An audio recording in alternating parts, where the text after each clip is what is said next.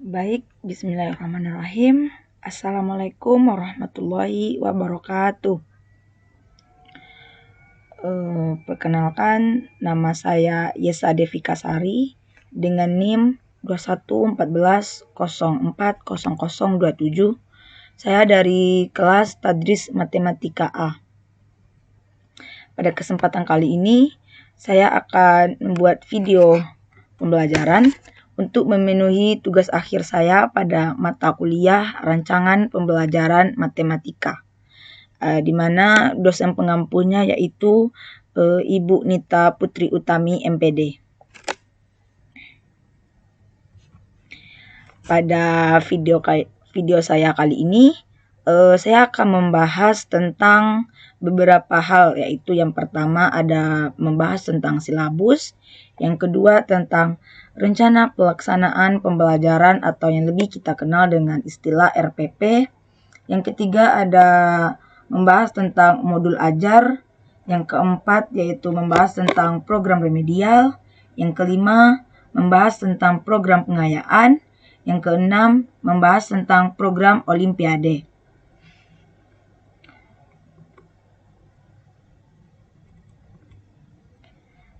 Untuk yang pertama, saya akan membahas tentang silabus terlebih dahulu, di mana pada pembahasan tentang silabus ini ada beberapa yang harus dibahas, yaitu yang pertama tentang pengertian silabus, yang kedua tentang komponen-komponen terdapat di dalam silabus, yang ketiga yaitu tentang faktor-faktor dalam analisis silabus, yang keempat yaitu langkah-langkah pengembangan silabus. Langsung saja, yaitu yang pertama ada pengertian silabus.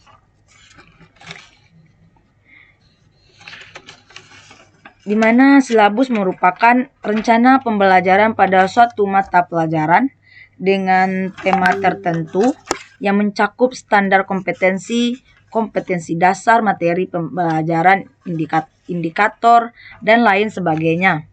Silabus ini merupakan acuan dalam penyusunan rencana pembelajaran. Selain acuan dalam penyusunan rencana pembelajaran, silabus ini juga merupakan awal dari pengelolaan kegiatan pembelajaran dan pengembangan penilaian hasil belajar siswa tersebut. Silabus adalah suatu perangkat rencana dan pengajaran pelaksanaan pembelajaran serta penilaian yang disusun secara sistematis dan membuat komponen-komponen yang saling berkaitan untuk kemudian mencapai penguasaan kompetensi dasar. Adapun tujuan dari silabus dalam rencana pelaksanaan pembelajaran ialah mempermudah, memperlancar, serta meningkatkan hasil proses belajar mengajar dan menyusun berbagai rencana pembelajaran secara profesional yang sistematis dan berdaya guna. Adapun beberapa fungsi dari silabus itu sendiri, yaitu silabus dapat dijadikan pedoman dalam penyusunan buku siswa. Buku siswa yaitu memuat tentang materi pelajaran, aktivitas peserta didik, dan evaluasi pembelajaran itu sendiri. Fungsi yang kedua, fungsi umum dari silabus itu sendiri yang kedua yaitu silabus menjadi acuan dalam penyusunan rencana pembelajaran seperti yang saya jelaskan di awal tadi. Jadi, untuk semua kajian mata pelajaran ataupun pengelolaan kegiatan pelajaran dan pengembangan penilaian hasil pembelajaran itu mengacu kepada silabus yang telah ditetapkan. Fungsi yang ketiga yaitu hasil pengembangan silabus dalam bentuk perangkat pembelajaran berfungsi sebagai alat untuk aktualisasi kurikulum secara operasional pada tingkat satuan pendidikan sehingga memudahkan guru dalam melakukan pembelajaran. Selanjutnya yaitu tentang komponen-komponen yang terdapat di dalam silabus. Yang pertama itu ada identitas mata pelajaran. di mana pada identitas mata pelajaran ini memuat informasi mengenai mata pelajaran apa yang akan diajarkan pada satuan kelas dan pendidikan. Pada identitas mata pelajaran ini nanti akan dibuat apa mata pelajaran yang akan dikerjakan dan akan dikembangkan dalam silabus tersebut. Yang kedua ada identitas sekolah, di mana identitas sekolah ini yaitu memuat nama satuan kelas dan pendidikan. Pada identitas sekolah ini tentu saja harus terdapat apa nama sekolahnya, kelas berapa yang akan diajarkan atau yang akan dibuat silabusnya, tahun pelajaran berapa yang akan dibuat silabusnya, yaitu setelahnya semester silabus itu semester berapa yang akan dibuat silabusnya. Selanjutnya yaitu ada kompetensi inti atau yang kita kenal dengan istilah KI. Di mana kompetensi ini sebagai suatu gambaran mengenai kompetensi dalam aspek pengetahuan, sikap, dan keterampilan yang harus dipelajari oleh para peserta didik dan pada jenjang sekolah, kelas, atau serta mata pelajaran tertentu. Kompetensi inti ini atau yang kita kenal dengan istilah KI ini merupakan tingkat kemampuan dalam mencapai suatu standar kompetensi lulusan yang harus dimiliki peserta didik pada setiap tingkat kelas atau berbagai program yang menjadi landasan pengembangan kompetensi dasar. Kompetensi inti ini kerap berbentuk terjemahan atau operasional dalam bentuk kualitas yang harus dimiliki oleh para peserta didik. Kompetensi inti ini mencakup beberapa dimensi, yaitu yang pertama ada dimensi sikap spiritual, yang kedua ada sikap sosial, yang ketiga ada sikap pengetahuan, dan yang keempat ada sikap keterampilan. Di mana keempat dimensi ini sendiri dirancang sebagai pengintegrasian muatan dalam pembelajaran, mata pelajaran, serta program dalam mencapai suatu standar dan kompetensi kelulusan. Komponen yang keempat yaitu ada kompetensi dasar. Kompetensi dasar atau yang kita kenal sebagai istilah KD ini yaitu suatu kemampuan spesifik yang mencakup pengetahuan, sikap, serta keterampilan terkait mata pelajaran dan muatan. Kompetensi dasar atau yang kita kenal dengan istilah KD ini merupakan kemampuan dalam mencapai berbagai kompetensi inti yang harus diperoleh oleh peserta didik dalam melalui berbagai pelajaran. Kompetensi dasar ini sendiri berisi sejumlah kemampuan yang wajib dikuasai oleh peserta didik dalam satuan pendidikan atau satuan kelas tersebut. Selanjutnya, komponen yang kelima ada indikator pencapaian kompetensi. Indikator pencapaian kompetensi sebagai suatu perilaku yang dapat diukur atau diamati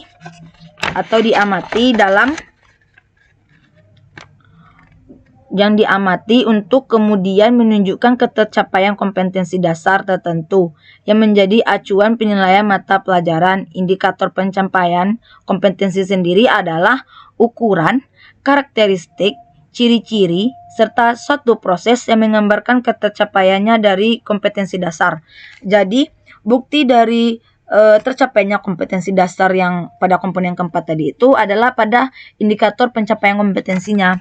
Jadi indikator pencapaian kompetensi itu dikembangkan dari kompetensi dasar yang telah ditetapkan pada awal tadi. Yang keenam ada materi pokok. Materi pokok ini berupa memuat nanti yaitu fakta, konsep, prinsip, serta berbagai prosedur yang relevan dan ditulis dalam butir-butir yang sesuai berbagai rumusan indikator pencapaian kompetensi. Jadi pada bagian komponen materi pokok ini terdapat nanti ketika kita telah menetapkan indikator yang akan kita jadikan silabus, di sana nanti ada pada materi pokok itu ada terdapat memuat sebuah konsep, fakta, prinsip maupun prosedur dari materi pokok tersebut. Yang ketujuh ada pembelajaran. Sebagai suatu kegiatan yang dilakukan oleh suatu peserta didik dan pendidik untuk mencapai kompetensi yang diharapkan. Penilaian sebagai suatu proses pengumpulan dari pengolahan informasi dalam menentukan berbagai pencapaian serta hasil belajar dari peserta didik. Jadi pada bagian pembelajaran ini yaitu kegiatan apa saja yang akan dilakukan oleh pendidik serta peserta didik di dalam kelas tersebut. Yang ke-8 adalah kegiatan pembelajaran. Kegiatan pembelajaran dalam suatu pengembangan silabus kurikulum 2013 dapat dilakukan melalui suatu pendekatan saintifik.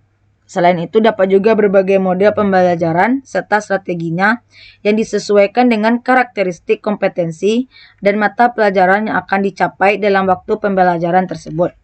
Yang ke-9 yaitu alokasi waktu, di mana pada alokasi waktu ini harus sesuai dengan jumlah jam pelajaran dalam satu struktur kurikulum untuk 1 tahun atau 1 semester. Jadi jumlah alokasi waktu yang ada pada silabus harus sesuai dengan berapa jam mata pelajaran itu akan ditempuh dalam waktu seminggu, dalam waktu per minggu, yang nanti akan dikumpulkan dalam waktu semester ataupun dalam waktu setahun selama satuan kelas itu berlangsung. Yang ke-10 yaitu sumber belajar, di mana sumber belajar ini dapat berupa buku, media cetak, atau media elektronik, alam sekitar, serta berbagai sumber belajar lainnya yang relevan. Jadi sumber belajar itu bukan cuma buku, bisa berbagai macam-macam sumber belajar yang bisa kita gunakan untuk dalam pembuatan silabus ini. Selanjutnya yaitu faktor-faktor dalam menyusun silabus. Yang pertama yaitu ada faktor ilmiah, yaitu segala sesuatu yang bersifat keilmuan didasarkan pada ilmu pengetahuan. Jadi faktor utama yang harus diperhatikan ketika kita menganalisis suatu silabus yaitu faktor ilmiahnya. Di mana faktor ilmiah ini yaitu sesuatu yang bersifat keilmuan atau bersumber dari ilmu pengetahuan itu sendiri. Yang kedua ada relevansi. Relevansi ini yaitu sesuai dengan mengandung arti bahwa tadi sesuai dengan karakteristik peserta didik. Secara umum, relevansi ini mengandung arti bahwa cakupan, kedalaman, tingkat kesulitan, serta urutan penyajian materi dalam kompetensi dasar dalam silabus harus sesuai dengan bagaimana karakteristik peserta didik yang akan menempuh proses pembelajaran tersebut. Baik itu kemampuan spiritualnya, intelektualnya, sosial, emosional, maupun perkembangan fisik. Relevansi juga mengandung arti yaitu kesesuaian dan keserasian antara silabus dengan kebutuhan yang diperlukan oleh peserta didik itu sendiri. Yang ketiga yaitu fleksibilitas. Fleksibilitas yaitu mengandung makna bahwa pelaksanaan suatu program peserta didik dan lulusan memiliki ruang gerak dalam kebebasan dalam bertindak dan kebebasan dalam bertindak. Jadi silabus ini harus fleksibel atau memiliki kebebasan sehingga antara program dengan kegiatan dilakukan oleh peserta didik itu akan saling berkaitan atau saling nanti ruang geraknya tidak terlalu kaku sehingga itu bisa berkembang cara pembelajarannya. Yang keempat ada kontinuitas. Kontinuitas yaitu memiliki arti keterkaitan satu sama lain. Jadi arti dari kontinuitas yaitu program pembelajaran yang dikemas di dalam silabus memiliki keterkaitan antara satu sama yang lain dalam membentuk kompetensi dan kepribadian peserta didik. Jadi dalam silabus itu harus terkait antara misalnya antara indikator dengan KD-nya harus terkait, antara indikator dengan kegiatan pembelajarannya harus terkait, antara kegiatan pembelajaran dengan proses pembelajaran yang akan ditempuh itu harus terkait satu sama lain. Yang faktor yang kelima ada efektivitas. Efektivitas dapat dalam pengembangan silabus berkaitan dengan terlaksananya dalam pembelajaran dan tingkat pembentukan kompetensinya sesuai dengan standar kompetensi dan kompetensi dasar dalam standar isi. Silabus yang efektif adalah yang dapat diwujudkan dalam pembelajaran di kelas. Sebaliknya, silabus dikatakan kurang efektif apabila banyak hal yang tidak dapat dilaksanakan. Jadi, silabus itu ada yang dikatakan silabus efektif, ada yang dikatakan silabus non efektif. Di mana dapat ditandai dengan ketika silabus dikatakan efektif, berarti semua yang terdapat di silabus itu bisa terlaksana di dalam kelas pada saat proses pembelajaran. Sedangkan silabus yang non efektif itu adalah semua yang terdapat di dalam silabus itu terkadang terjadi hambatan atau tidak dapat dilaksana di dalam kelas. Yang faktor yang keenam yaitu efisiensi. Efisiensi adalah secara singkatnya bermakna yaitu menghemat penggunaan dana. Efisiensi yaitu dalam pengembangan silabus berkaitan dengan upaya untuk menghemat penggunaan dana, daya, dan waktu tanpa mengurangi hasil atau kompetensi dasar yang telah ditetapkan.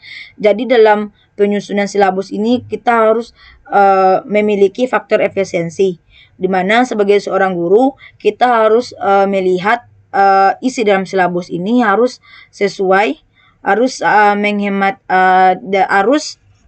kita harus sangat menghemat daya, menghemat dana serta waktu. Akan tetapi tidak mengubah dari isi atau tujuan dari pencapaian kompetensi tersebut. Jadi untuk faktor yang ketujuh yaitu ada faktor konsisten. Faktor konsisten yaitu memiliki hubungan yang konsisten antar tiap komponen. Maksudnya yaitu antar standar kompetensi, kompetensi dasar, indikator, materi pokok, pengalaman belajar, sumber belajar, dan sistem penilaian memiliki hubungan yang konsisten dalam membentuk kompetensi peserta didik. Jadi antara di antara komponen-komponen di dalam silabus tersebut harus memiliki konsistensi atau hubungan yang erat. Yang kedelapan ada memadai, yaitu mencapai kompetensi dasar yang telah ditetapkan. Jadi indikator, materi standar, pengalaman belajar, sumber belajar tersebut harus mencapai kompetensi dasar yang telah ditetapkan dari awal. Jadi program pembelajaran serta kegiatan pembelajarannya harus mengacu kepada sesuatu hal atau sesuatu kegiatan yang bisa memadai dengan ketercapaiannya kompetensi dasar yang ditetapkan di awal. Untuk yang ke-9 yaitu menyeluruh, yaitu komponen silabus mencangkup keseluruhan ranah kompetensi, yaitu ada kognitif, efektif, dan psikomotorik. Selanjutnya yaitu langkah-langkah dalam pengembangan silabus. Yang pertama ada mengkaji kompetensi inti dan kompetensi dasar.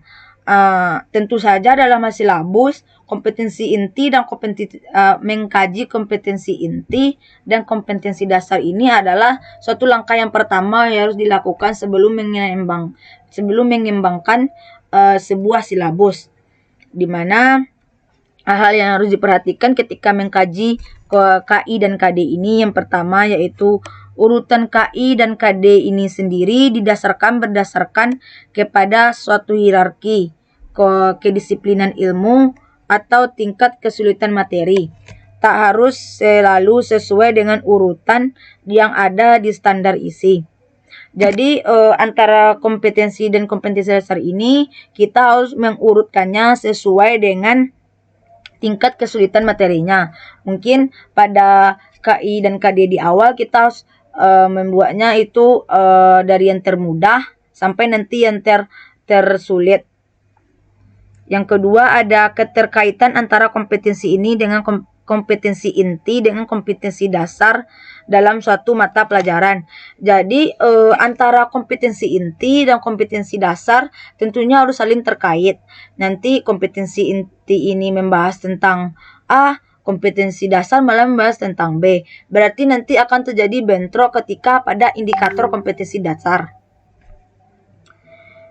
Yang kedua yaitu langkah-langkah yang kedua yaitu mengidentifikasi materi pokok pembelajaran.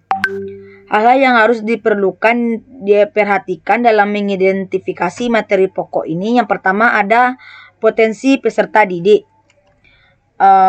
Apa potensi peserta didik dalam materi pokok yang akan dikembangkan pada silabus tersebut. Yang kedua adalah relevansinya dengan suatu karakteristik daerah, intelektual, emosional, tingkat perkembangan fisik, sosial, serta spiritual dari peserta didik. Jadi materi pokok yang harus kita kembangkan ini harus sesuai dengan beberapa indikator-indikator yang saya sebutkan tadi. Jadi harus relevansi atau sesuai dengan hal-hal tersebut sehingga bisa berkembangnya materi pokok ini menjadi sebuah silabus yang akan digunakan dalam proses belajar mengajar. Yang ketiga yaitu kebermanfaatan bagi peserta didik. Jadi materi pokok yang kita kembangkan itu harus bermanfaat bagi peserta didik ketika selesai mempelajari materi tersebut. Jadi kita harus mempertimbangkan juga sebelum memilih materi pokok yang akan dikembangkan di dalam silabus, kita harus melihat juga apa manfaatnya bagi peserta didik ketika selesai mempelajari materi tersebut. Yang keempat yaitu struktur dari suatu keilmuan. Kita juga harus melihat struktur atau susunan dari materi pokok itu tersendiri. Yang kelima ada aktualitas serta kedalaman dan keluasan dari suatu materi pembelajaran. Yang keenam itu ada relevansi yang dibutuhkan berdasarkan kebutuhan peserta didik serta tuntutan dari lingkungan.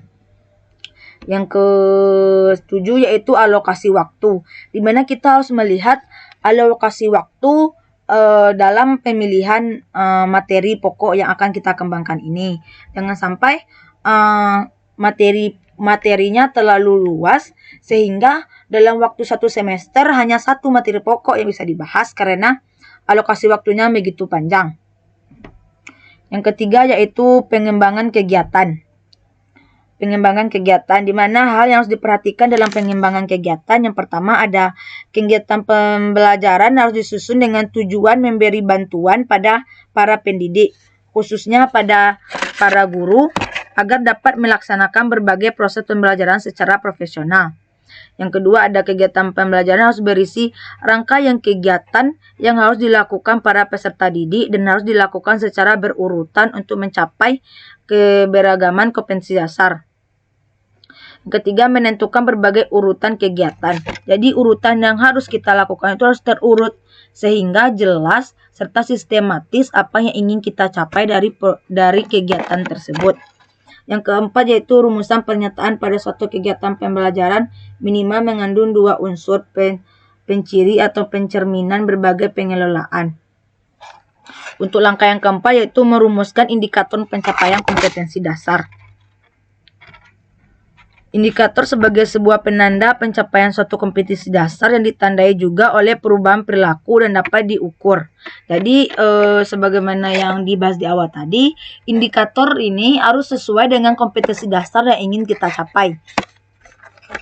Tidak boleh melenceng dari kompetensi dasar yang ingin kita capai. Hal-hal yang harus kita perhatikan dalam penilaian untuk ketercapaiannya suatu kompetensi dasar yaitu penilaian yang diarahkan untuk mengukur suatu pencapaian kompetensi.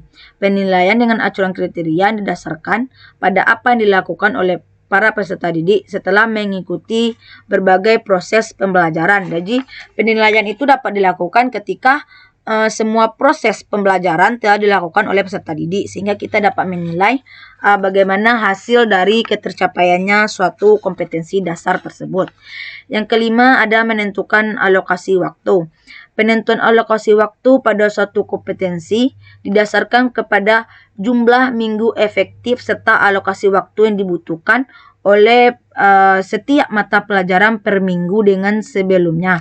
Seperti yang sudah saya jelaskan di awal tadi, yaitu alokasi waktu itu sangat berkaitan dengan jumlah mata pelajaran per minggu, sehingga akan dikembangkan nanti per semester dan per tahunnya.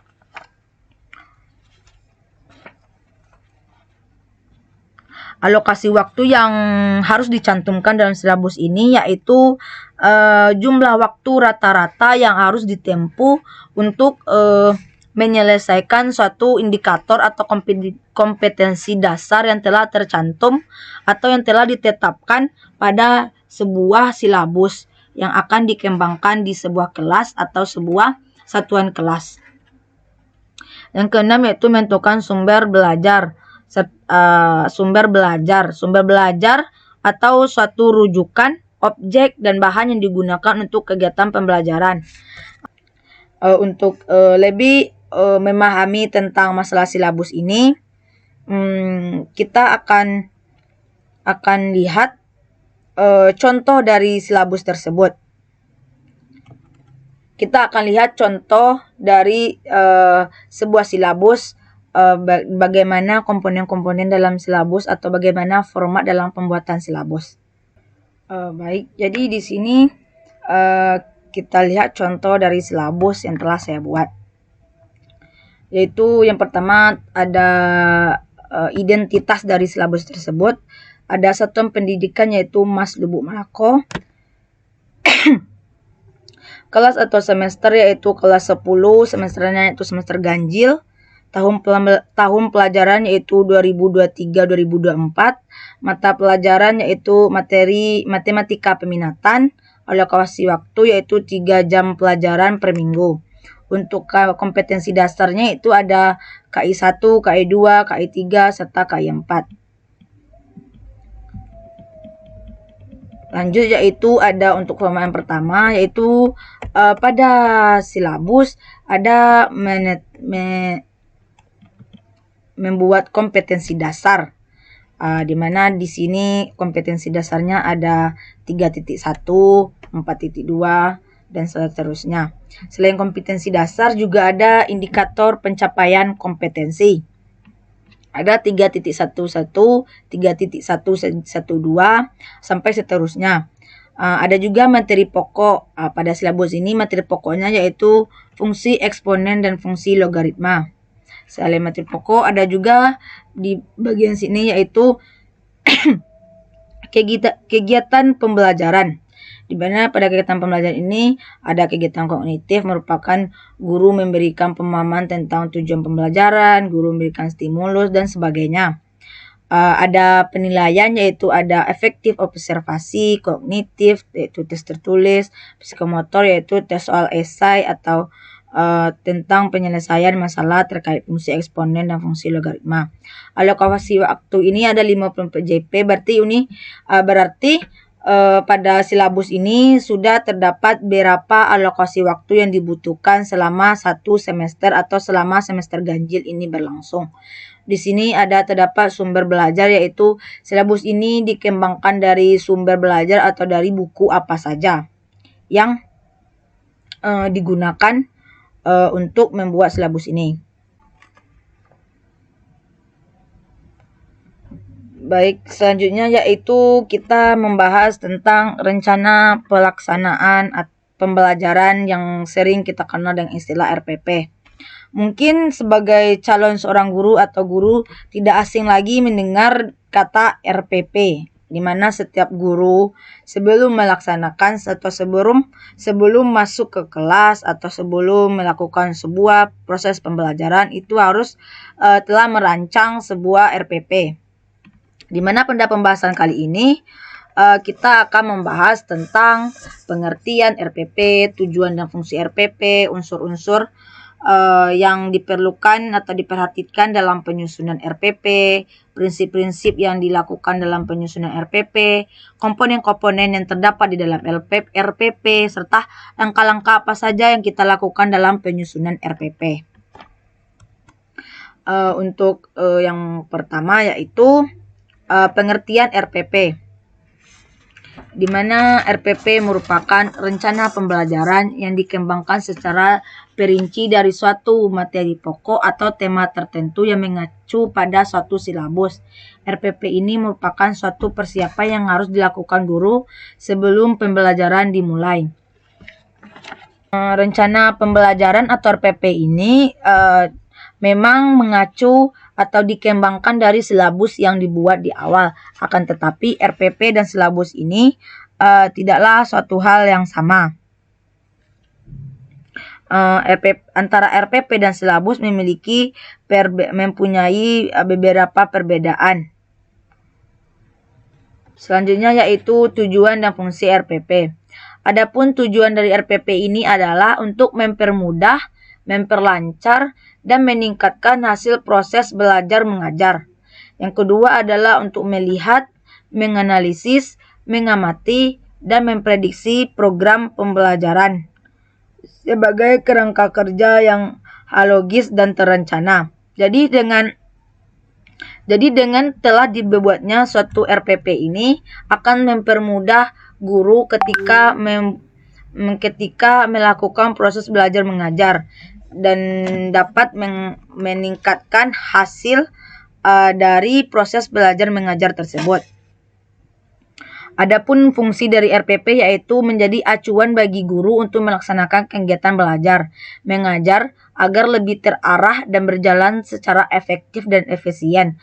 Karena pada suatu RPP telah disusun apa-apa saja kegiatan secara sistematis atau secara bertahap dalam suatu proses pembelajaran yang harus dilakukan guru. Jadi ketika kegiatan pembelajaran itu berlangsung akan sangat terarah unsur-unsur yang diperlukan yang perlu diperhatikan dalam penyusunan RPP, yaitu yang pertama ada identitas mata pelajaran. Sama seperti yang pada silabus tadi, pada identitas mata pelajaran ini ada apa mata pelajaran akan dikembangkan,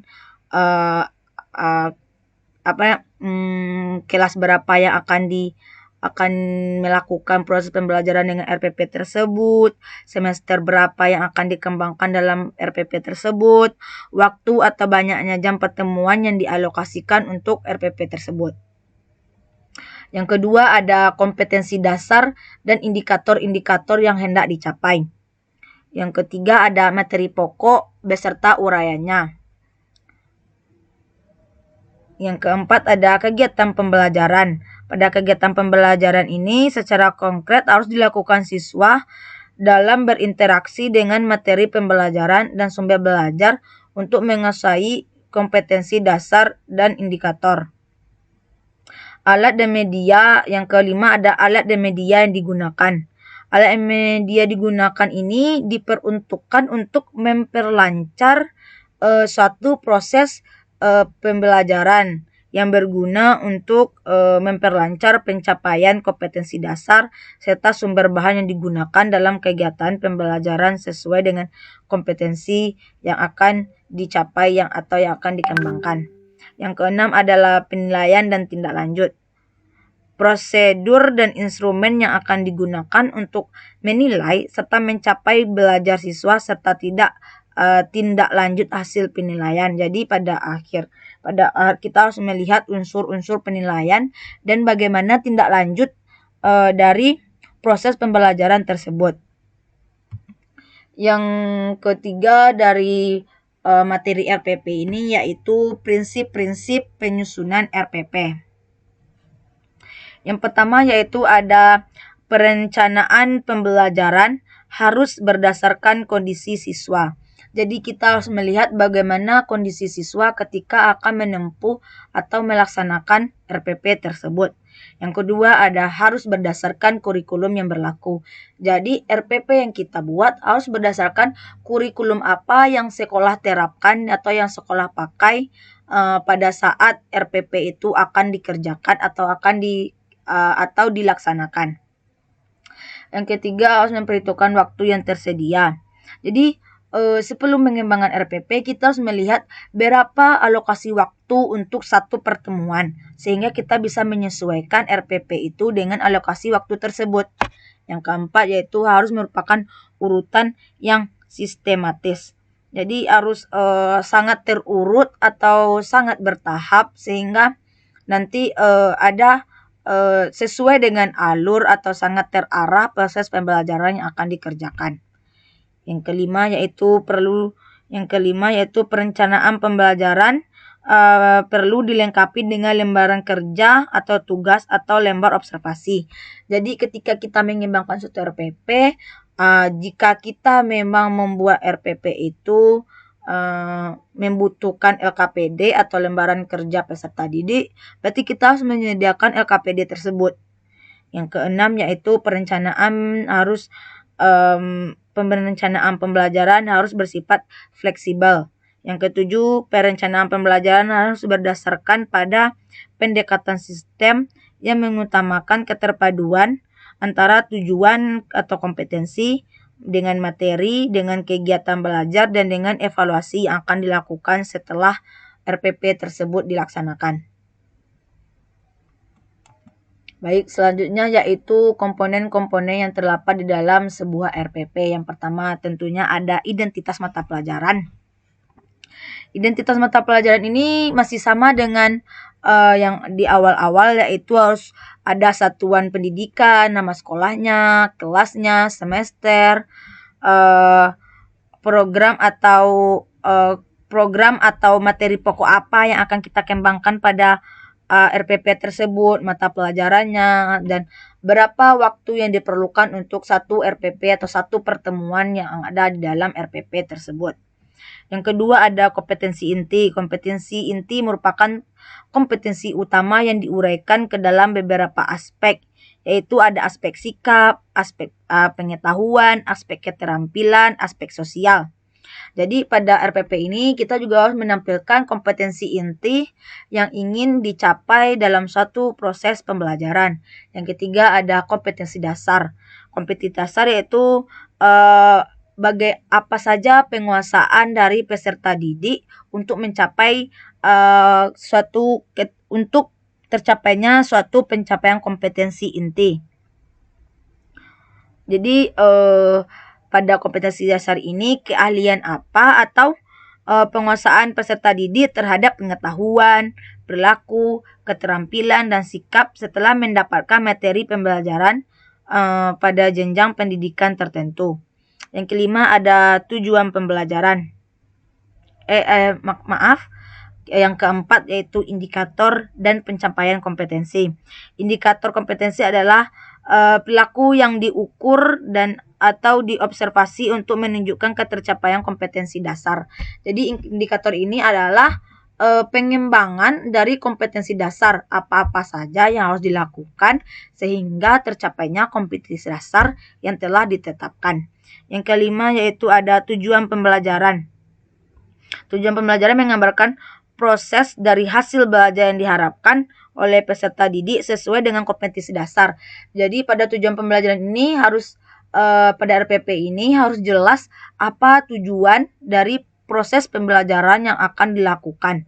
Apa saja yang bisa dicapai ketika proses pembelajaran itu telah dilakukan. Yang keenam ada materi ajar. Materi ajar yaitu memuat sebuah konsep, fakta, prinsip, serta prosedur yang relevan dan ditulis dalam bentuk butir-butir sesuai dengan rumusan indikator pencapaian kompetensi.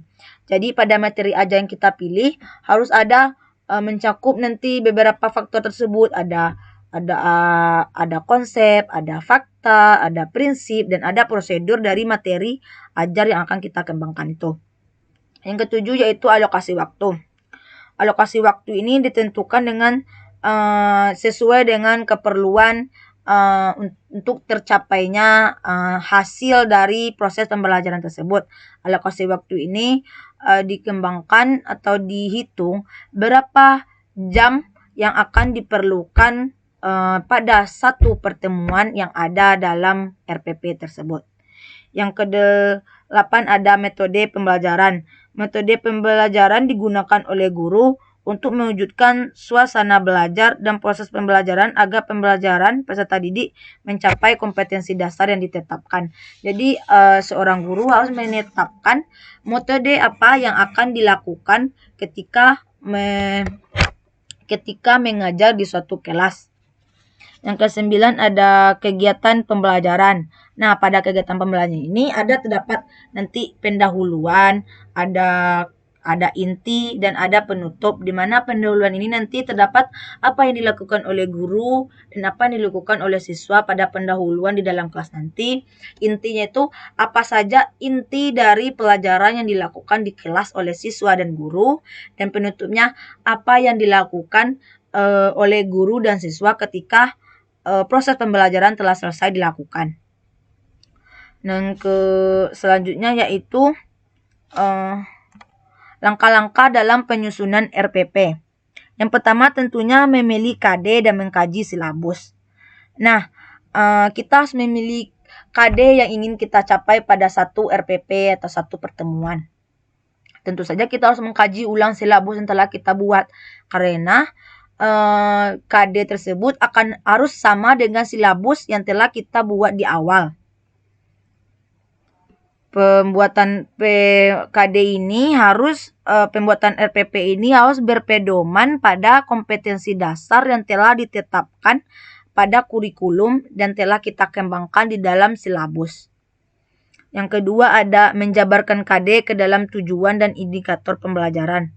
Tujuan pembelajaran sudah tercantum dalam silabus, akan tetapi dapat pula guru menyusun sendiri dengan rumusan yang telah dipaparkan sebelumnya. Yang ketiga yaitu mengidentifikasi materi pembelajaran. Materi pembelajaran merupakan pengembangan dari indikator atau KD yang dinyatakan sebelumnya. Yang keempat ada memilih metode dan media pembelajaran.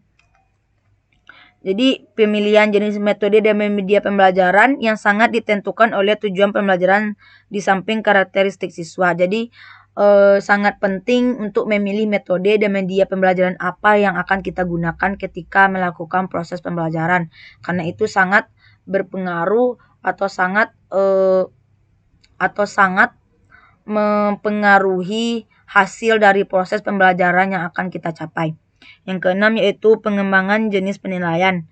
Jadi ketika kita menyusun RPP, tentunya kita sudah harus menentukan jenis penilaian apa yang harus kita lakukan ketika proses pembelajaran ini berakhir.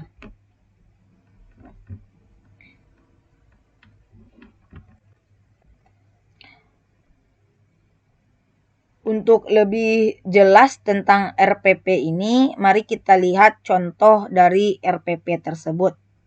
Sehingga teman-teman semua bisa melihat apa-apa saja yang terdapat di dalam sebuah RPP. Di sini terdapat RPP atau rencana pelaksanaan pembelajaran. Yang pertama tadi ada identitas, yaitu ada nama sekolah, ada kelas atau semester, ada alokasi waktu, ada pertemuan keberapa, ada tahun pelajaran, dan ada materi pokok yang akan kita kembangkan. Di sini juga ada kompetensi inti yang akan kita kembangkan di dalam sebuah RPP. Ada KI 1, KI 2, KI 3, dan KI 4. Ada yang keduanya yaitu kompetensi dasar dan indikator pencapaian kompetensi. Di sini ada kompetensi dasar yang ingin kita capai, ada indikator apa yang ingin kita capai pada proses pembelajaran pada pertemuan pertama tersebut. Ada tujuan pembelajaran, ada apa tujuan dari proses pembelajaran pada pertemuan pertama yang akan kita lakukan di kelas. Ada materi pembelajaran. Nah, di sini tadi yang saya bilang tadi harus mencangkup antara konsep, fakta, prinsip, dan prosedur dari materi pokok yang akan kita kembangkan. Ada media atau alat pembelajaran yang akan kita gunakan selama proses pembelajaran itu berlangsung. Ada pendekatan, metode, atau model pembelajaran yang akan kita gunakan dalam kegiatan pembelajaran. Selanjutnya ada langkah-langkah pembelajaran. Nah, di sini tadi ada deskripsi kegiatannya, ada nanti kegiatan dilakukan oleh pendidik, ada nanti kegiatan dilakukan oleh peserta didik. Ada pendahuluan, ada kegiatan inti, dan ada kegiatan penutupnya. Nah, selain kegiatan itu juga ada alokasi waktunya. Pada pendahuluan nanti berapa alokasi waktunya, pada kegiatan inti berapa alokasi waktunya, begitupun dengan penutup. Berapa alokasi waktu yang diperlukan untuk penutup. Nanti juga ada penilaian di mana ada kompetensi sikap, ada sosial, ada pengetahuan, dan ada keterampilan. Nanti juga terdapat ada pembelajaran remedial dan pengayaan. Pembelajaran remedial dan pengayaan tentunya didapatkan setelah penilaian dari hasil proses pembelajaran tersebut. Ada lampiran penilaian sikap, penilaian pengetahuan, dan keterampilan. Di sini nanti sebagai seorang guru kita bisa menghitung berapa skor yang didapatkan oleh siswa kita pada pertemuan yang pertama. Mungkin untuk penjelasannya hanya pertemuan yang pertama yang saya bahas. Selanjutnya kita masuk ke dalam modul ajar.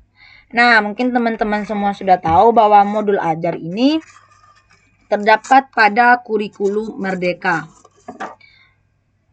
Yang akan kita bahas pada modul ajar ini yaitu yang pertama ada konsep modul ajar, ada komponen modul ajar, prinsip penyusunan modul ajar, prosedur penyusunan modul ajar. Yang pertama tentunya kita akan membahas konsep modul ajar. Di mana modul ajar merupakan salah satu jenis perangkat ajar yang memuat perencanaan pelaksanaan pembelajaran.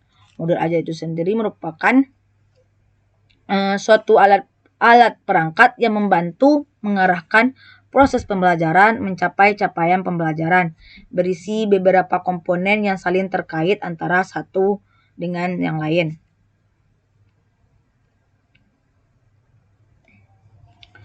Modul ajar sangat penting dalam proses pembelajaran baik itu bagi guru maupun bagi siswa. Guru akan mengalami kesulitan mengajar jika tidak disandingkan dengan modul ajar yang lengkap. Begitu pula dengan siswa akan mengalami kesulitan dalam belajarnya ketika tidak ada kelengkapan dalam modul ajar tersebut. Selanjutnya yaitu komponen-komponen yang terdapat dalam sebuah modul ajar. Yang pertama ada informasi umum. Pada informasi umum ini terdapat pula bagian-bagian yang dibuatkan, yaitu ada identitas modul, sama seperti yang awal tadi ada sekolah, ada nama sekolah, ada tahun, ada kelas, dan sebagainya. Yang kedua ada kompetensi awal. Kompetensi awal adalah pengetahuan atau keterampilan apa yang perlu dimiliki siswa sebelum mempelajari topik tertentu. Yang ketiga adalah profil pelajar Pancasila. Nah, disinilah perbedaan antara kurikulum 2013 pada RPP tadi dan pada modul ajar. Pada modul ajar ini terdapat profil pelajar Pancasilanya.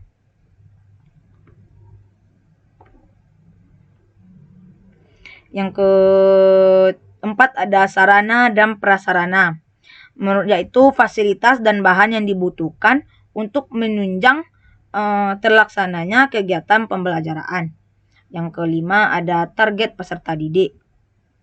Ada beberapa target peserta didik dibagi menjadi beberapa bagian, yaitu ada peserta didik reguler atau yaitu umum, tidak ada kesulitan dalam mencerna dan memahami materi ajar. Ada peserta didik dengan kesulitan belajar, yaitu memiliki gaya belajar yang terbatas hanya satu gaya, misalnya hanya audio, tidak bisa visual, dan lain sebagainya. Yang ketiga ada peserta didik dengan pencapaian tinggi, yaitu mencerna dan memahami dengan cepat, mampu mencapai keterampilan berpikir tinggi, dan memiliki keterampilan memimpin. Jadi dalam membuat modul ajar kita harus menentukan apa target peserta didik yang harus kita capai. Yang keenam yaitu model pembelajaran. Model pembelajaran ini sama seperti pada RPP tadi, model pembelajaran apa yang akan kita lakukan pada proses pembelajaran berlangsung. Komponen yang kedua yaitu ada kompetensi inti. Pada kompetensi inti juga ada beberapa yang dituliskan. Yang pertama ada tujuan pembelajaran. Apa tujuan dari pembelajaran tersebut dilaksanakan? Yang kedua ada pemahaman bermakna. Pemahaman bermakna ini adalah informasi tentang manfaat yang akan peserta didik peroleh setelah mengikuti proses pembelajaran manfaat tersebut. Nantinya dapat peserta didik terapkan dalam kehidupan sehari-hari.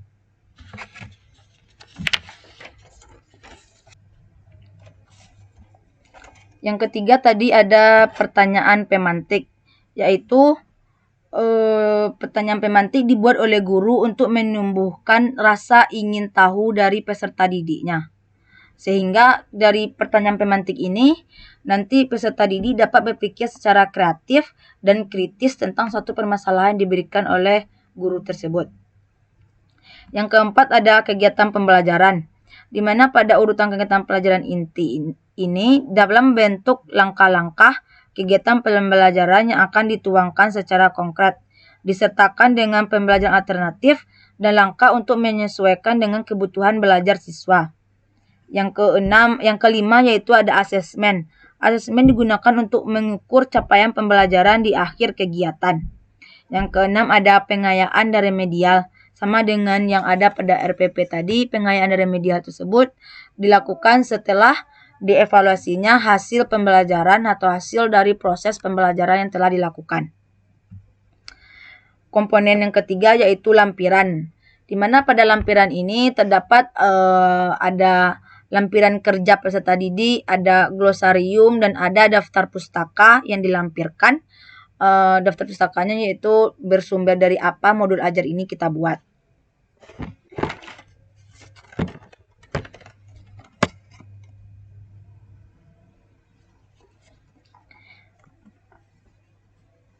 Selanjutnya yaitu prinsip-prinsip dalam penyusunan modul ajar.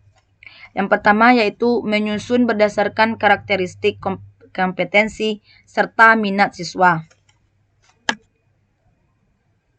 Yang kedua ada memperhatikan perbedaan tingkat pemahaman. Jadi antara siswa satu dengan siswa lain tentu saja tingkat pemahamannya itu berbeda. Jadi modul ajar yang harus kita lakukan adalah memperhatikan tingkat perbedaan pemahaman tersebut. Yang ketiga ada melihat dari sudut pandang siswa. Yang keempat harus seimbang antara intelektual, sosial, dan personal. Dan yang kelima harus memperhatikan kematangan perkembangan peserta didik.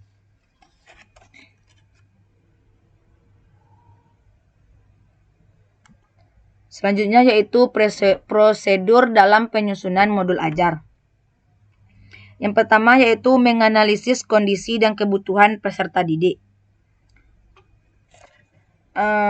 Tidak hanya menganalisis kebutuhan peserta didik, akan tetapi juga dianalisis kebutuhan dari guru serta satuan pendidikan. Identifikasi kondisi dan kebutuhan peserta didik dapat dilakukan melalui asesmen diagnostik terhadap kondisi dan kebutuhan peserta didik tersebut. Yang kedua ada mengidentifikasi dimensi profil pelajar Pancasila. Yang ketiga ada menentukan alur tujuan pembelajaran. Yang keempat, menyusun berdasarkan komponen-komponen yang ditentukan. Yang kelima, pelaksanaan pembelajaran. Dan yang keenam, yaitu melakukan evaluasi.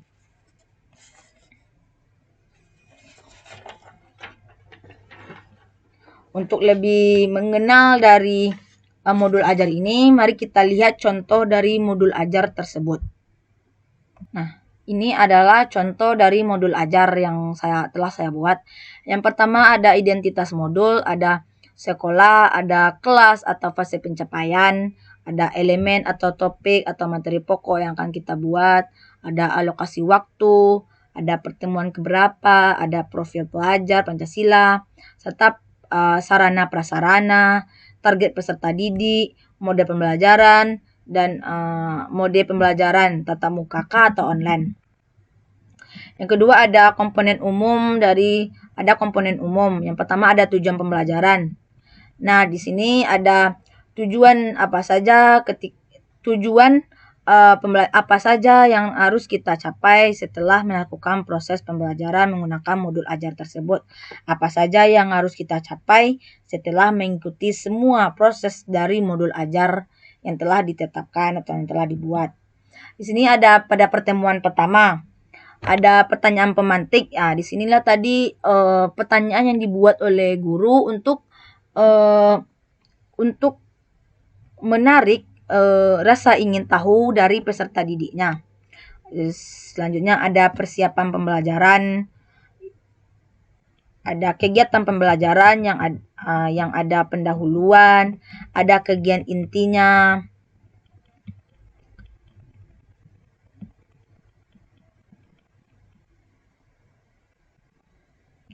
dan ada kegiatan penutupnya. Begitupun dengan pertemuan kedua, ketiga, dan selanjutnya. Sehingga dari pembuatan modul ajar ini,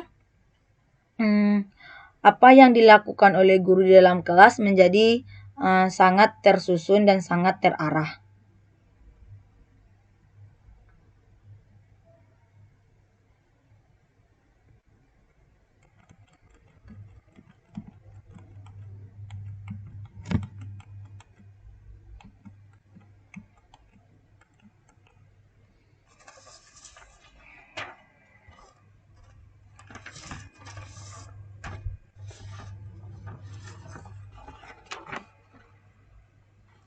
Selanjutnya yaitu program remedial, di mana pada program remedial ini kita akan membahas tentang konsep dasar remedial, prinsip pembelajaran remedial, bentuk kegiatan remedial, strategi dan teknik remedial, metode pengajaran remedial, dan langkah-langkah kegiatan remedial.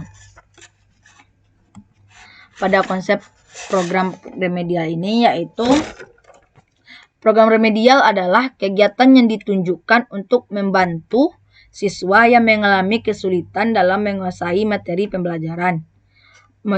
Program remedial ini diberikan kepada siswa untuk memperbaiki prestasi pelajarnya sehingga tercapai kriteria ketuntasan yang telah ditetapkan. Untuk hakikat pembelajaran remedial, yaitu layanan pendidikan yang diberikan kepada peserta didik untuk memperbaiki prestasi belajarnya.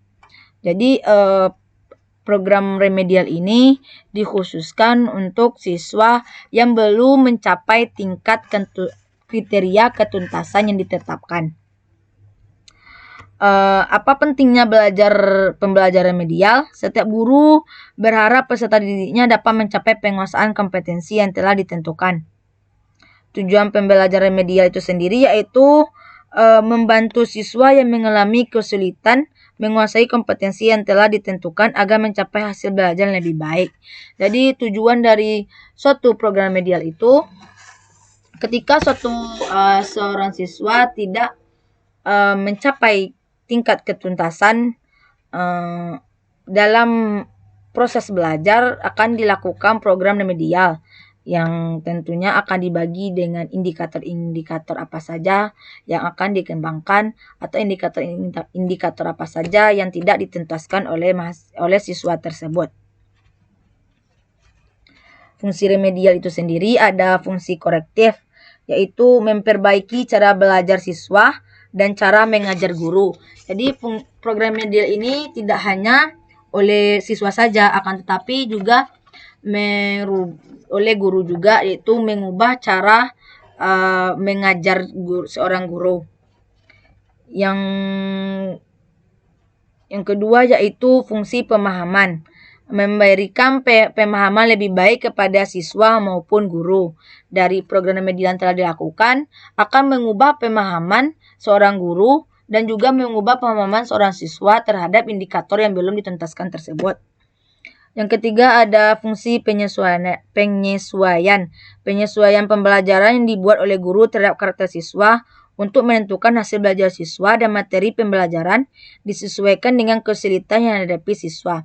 Jadi materi yang dibuat di dalam program remedial harus sesuai dengan materi yang menjadi suatu kesulitan yang dilakukan oleh siswa tersebut. Yang keempat ada fungsi akselerasi. Kegiatan remedial mempunyai fungsi akselerasi, yaitu mempercepat penguasaan siswa terhadap materi pembelajaran. Ada fungsi pengayaan, yaitu pembelajaran remedial dapat memperkaya proses belajar mengajar. Ada fungsi terapeutik, yaitu membantu siswa yang mengalami kesulitan dalam aspek sosial maupun dalam aspek pribadi. Untuk waktu pelaksanaan pembelajaran remedial itu sendiri, tentu saja setelah dilakukannya evaluasi penilaian dari hasil proses suatu pembelajaran. Nah, ketika ada siswa yang masih belum mencapai kriteria ketuntasan, barulah dilakukan program remedial tersebut. Prinsip-prinsip pembelajaran remedial. Yang pertama yaitu ada prinsip adiktif, yaitu setiap siswa memiliki keunikan sendiri-sendiri. Yang kedua ada prinsip interaktif, yaitu siswa secara intensif harus berinteraksi dengan guru dan dengan sumber belajar yang dilakukan.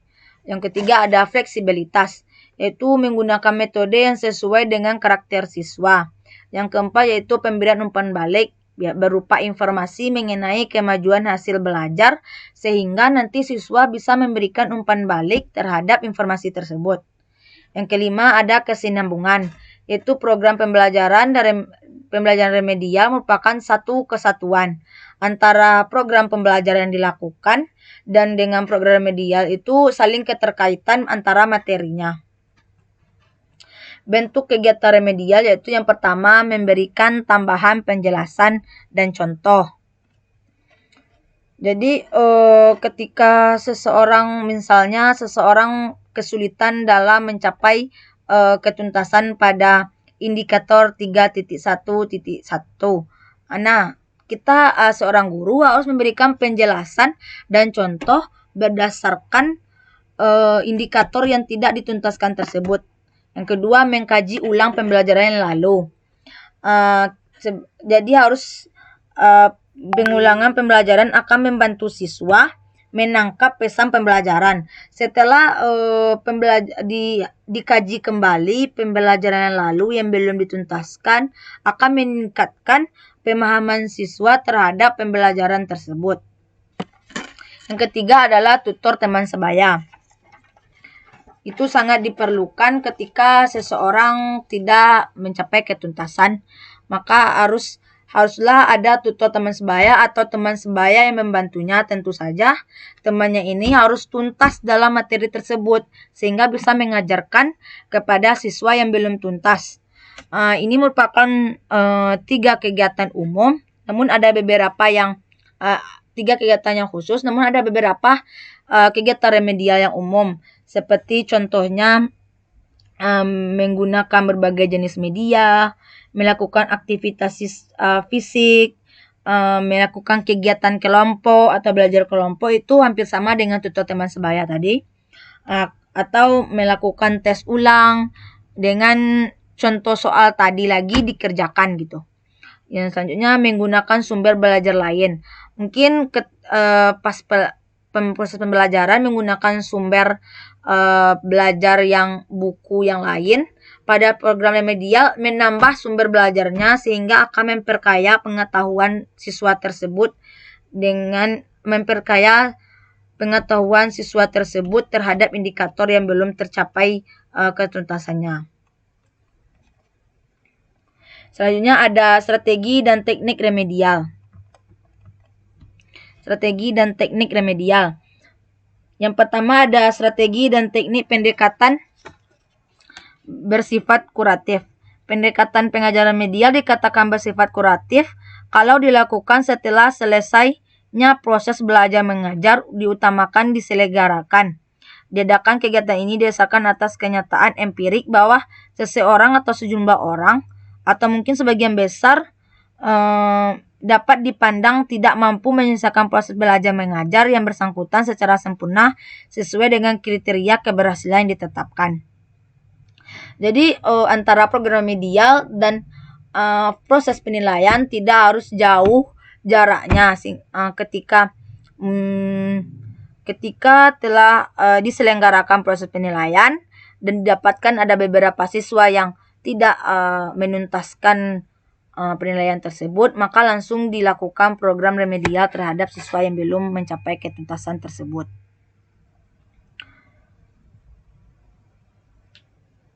Ada strategi dan teknik pendekatan bersifat preventif.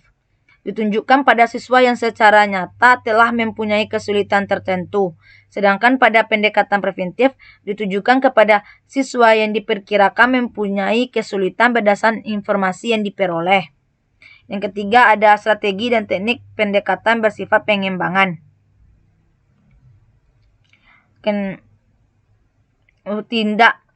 Pendekatan pengembangan merupakan tindak lanjut atau upaya diagnostik yang dilakukan guru selama berlangsungnya proses belajar mengajar.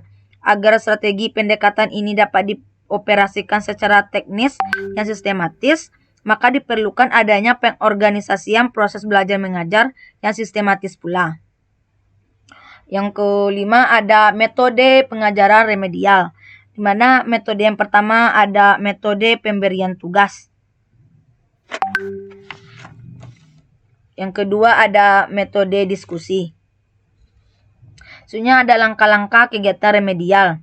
Yang pertama tentunya hasil diagnosis harus dianalisis terlebih dahulu. Diagnosis kesulitan belajar adalah proses pemeriksaan terhadap siswa yang diduga mengalami kesulitan dalam belajar. Dari kegiatan tersebut, guru dapat mengetahui para siswa yang perlu mendapatkan layanan remediasi atau program remedial tersebut. Yang kedua ada menemukan penyebab kesulitan. Jadi seorang guru harus mencari apa penyebab tidak tercapainya ketuntasan oleh siswa tersebut dalam indikator pembelajaran yang ingin dicapai tersebut. Apa penyebab kesulitan yang dialami oleh siswa tersebut. Yang ketiga yaitu menyusun rencana kegiatan remedial. Yaitu yang pertama ada merumuskan indikator hasil belajar, menentukan materi yang sesuai dengan indikator hasil belajar, memilih strategi dan metode yang sesuai dengan karakteristik siswa, merencanakan waktu yang diperlukan, dan menentukan jenis, prosedur, serta teknik yang akan dilakukan ketika memberikan suatu program remedial kepada siswa yang tidak mencapai ketuntasan tersebut. Yang keempat yaitu melakukan kegiatan remedial. Setelah rencana kegiatan remedial itu disusun, tentunya dilakukan lagi kegiatan remedial tersebut sesuai dengan waktu yang telah direncanakan di awal. Yang kelima yaitu menilai kegiatan remedial. Untuk mengetahui berhasil tidaknya suatu program remedial, tentunya harus dilakukan evaluasi atau sebuah penilaian terhadap hasil program remedial tersebut.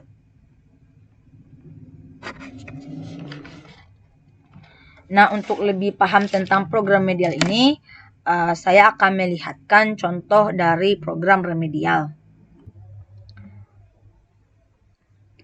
Nah, di sini ada contoh program remedial yaitu tentunya ada satuan pendidikannya lagi, ada identitas dari program remedial tersebut. Ada satuan pendidikan, ada kelas, ada mata pelajaran, ada remedial ini dilakukan kepada ulangan yang keberapa. 1, 2, ataupun 3. Ada tanggal ulangan harian. Kita harus membuat juga tanggal berapa ulangan harian itu dilakukan. Bentuk soal yaitu kita harus membuat pada identitas bentuk soal apa yang kita lakukan saat ulangan harian tersebut. Materi atau indikator apa yang tidak tercapai yang kita kembangkan dalam soal harian tersebut akan tetapi tidak tercapai oleh siswa.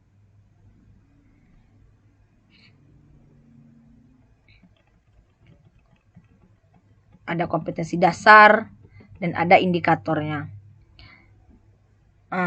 Ada rencana ulangan remedial. Di sini, pada rencana ulangan remedial ini ada tanggal berapa kita akan melakukan ulangan remedial kepada siswa yang tidak mencapai ketuntasan. Ada KKM. Di sini kita membuat berapa KKM yang telah ditetapkan atau kria ketuntasan yang telah ditetapkan pada awal, akan tetapi tetap tidak dicapai oleh peserta didiknya. Yang selanjutnya ada tabel, di mana di sini merupakan tabel nama-nama peserta didik yang tidak mencapai ketuntasan atau nama-nama peserta didik yang akan melakukan program remedial. Ada nama siswa, ada berapa nilai undangannya, ada indikator yang tidak dikuasai, ada bentuk pelaksanaan pembelajaran remedial, ada nomor yang dikerjakan dalam tes remedial, ada nilai tes remedialnya dan keterangannya.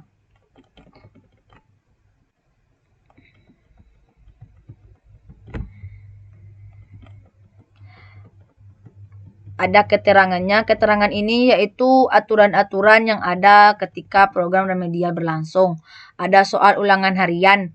Di sini diberikan soal harian yang tidak dicapai oleh yang dilaksanakan oleh peserta didik, akan tetapi tidak mencapai tingkat ketuntasan.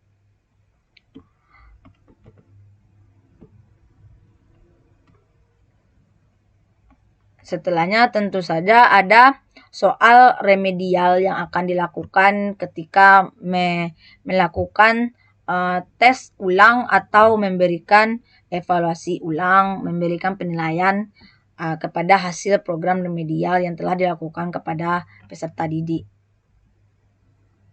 Selanjutnya ada program pengayaan. Pada program pengayaan ini ada pengertian program pengayaan, ada komponen-komponen penyusunan, ada faktor-faktor dalam penyusunan, dan ada keterkaitan antara KKM dan pengayaan.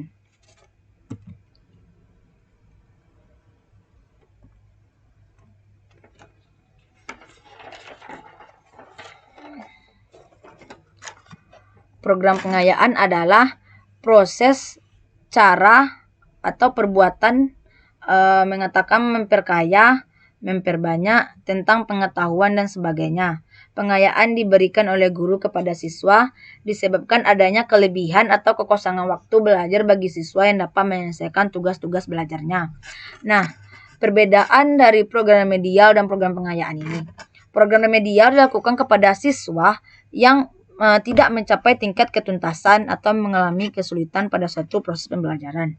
Sedangkan untuk program pengayaan ini adalah program yang dilakukan kepada siswa yang telah mencapai tingkat ketuntasan dan akan dilanjutkan kepada pembelajaran berikutnya. Untuk komponen-komponen dalam proses dalam program pengayaan yaitu ada kompetensi inti, di mana kompetensi ini merupakan elemen dalam dunia pendidikan yang tidak dimiliki oleh kurikulum sebelumnya. Ada kompetensi dasar dan ada kegiatan pengayaan. Kegiatan pengayaan adalah kegiatan yang diberikan kepada siswa sehingga mereka memiliki pengetahuan yang lebih kaya dan keterampilan.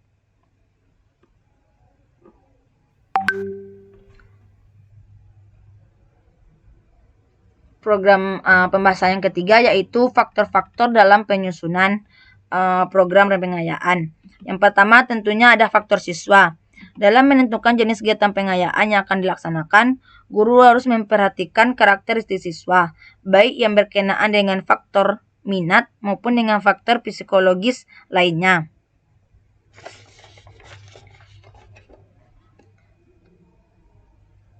Yang kedua ada faktor manfaat edukatif. Sesuai dengan tujuan utama pemberian kegiatan pengayaan, yaitu untuk memberikan kesempatan kepada siswa berkembang secara optimal, maka kegiatan pengayaan harus memberikan manfaat bagi siswa. Melalui kegiatan pengayaan, ini diharapkan pengetahuan atau keterampilan, bahkan nilai sikap yang dimiliki siswa akan semakin meningkat dari proses pembelajaran yang sebelumnya. Yang ketiga ada faktor waktu. Seperti yang telah disampaikan sebelumnya, bahwa kegiatan pengayaan diberikan untuk mengembangkan potensi yang dimiliki siswa. Jadi sebisa mungkin untuk waktu, kita harus melihat juga waktu yang harus diperlukan untuk melakukan proses program pengayaan tersebut. Selanjutnya ada keterkaitan antara KKM dan pengayaan.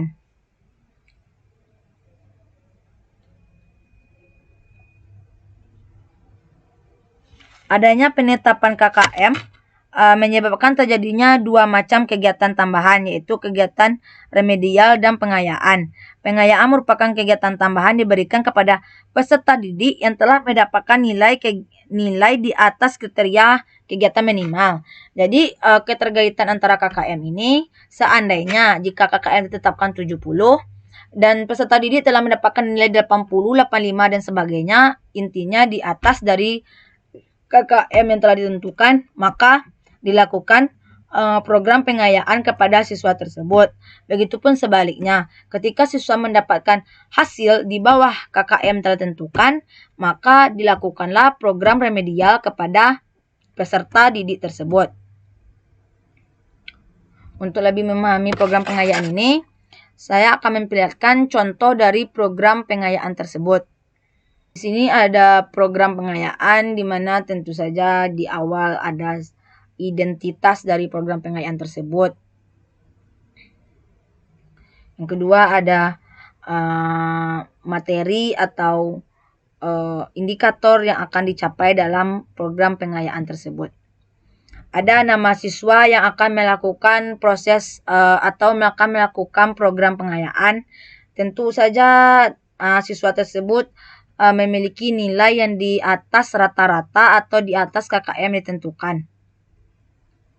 Ada bentuk pengayaan apa saja yang akan diberikan kepada siswa-siswa yang terpilih akan melakukan program pengayaan. Dan ada juga soal, itu soal apa saja yang akan dikerjakan oleh siswa-siswa tersebut. Ada nilai, yaitu nilai berapa nilai yang didapatkan oleh peserta didik setelah melakukan program pengayaan. Materi yang terakhir yaitu tentang program Olimpiade, di mana kita akan membahas tentang pengertian, komponen-komponen, faktor-faktor, dan langkah-langkah dalam penyusunan program Olimpiade. Program Olimpiade adalah program kegiatan belajar yang direncanakan untuk dilaksanakan guna untuk mempersiapkan peserta didik untuk menghadapi kompetisi Olimpiade. Tujuannya yaitu untuk meningkatkan mutu pendidikan matematika serta komprehensif melalui penumbuh kembangan budaya belajar. Untuk komponen-komponen peserta program Olimpiade tersebut, yaitu yang pertama ada identitas, ada jenis kegiatan, ada program kegiatan, waktu kegiatan, sasaran, rangkaian kegiatan, tempat kegiatan, peralatan yang digunakan, pelaksanaan kegiatan, pengorganisasian kegiatan. Faktor-faktor yang diperlukan atau diperhatikan ketika dalam penyusunan program Olimpiade yaitu yang pertama ada faktor dari dalam diri peserta didik. Tentu saja harus ada bakat atau talenta, ada kepandaian, ada minat dari peserta didik tersebut, ada kebiasaan, ada motivasi apa yang membuat peserta didik tersebut ingin mengikuti program Olimpiade, kesehatan dan emosi. Faktor yang kedua ada faktor dari luar, tentu saja faktor dari keluarga seperti dukungan yang diberikan oleh keluarga atau supportnya, faktor sekolah atau pendidikan, apakah sekolah mendukung tentunya dengan memberikan fasilitas, sarana dan prasarana yang baik kepada siswa yang melaksanakan program Olimpiade. Yang ketiga ada lingkungan dan masyarakat.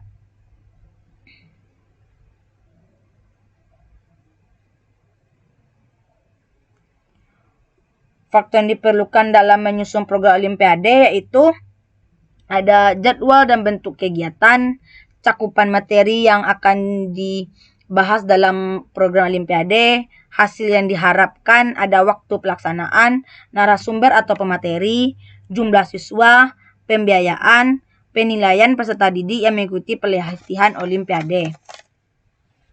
Selanjutnya ada langkah-langkah dalam penyusunan program Olimpiade. Yang pertama yaitu memahami soal yang ada. Jadi dalam program Olimpiade kita harus memahami soal-soal Olimpiade dari tahun ke tahun. Sehingga kita bisa membahasnya di dalam pertemuan-pertemuan yang akan dilakukan dalam program Olimpiade. Yang kedua yaitu menyusun suatu strategi. Yang ketiga, melakukan strategi yang telah dipilih. Yang keempat, melihat kembali pekerjaan yang dilakukan. Jadi setelah kita menentukan strategi apa yang akan kita lakukan dalam pelaksanaan program Olimpiade ini, kita melakukan strategi tersebut. Setelah melakukan strategi tersebut, nah kita akan melakukan penilaian terhadap hasil proses program Olimpiade yang telah kita lakukan dalam beberapa pertemuan. Untuk lebih memahami tentang program Olimpiade ini, mari kita lihat contoh pada program Olimpiade ini.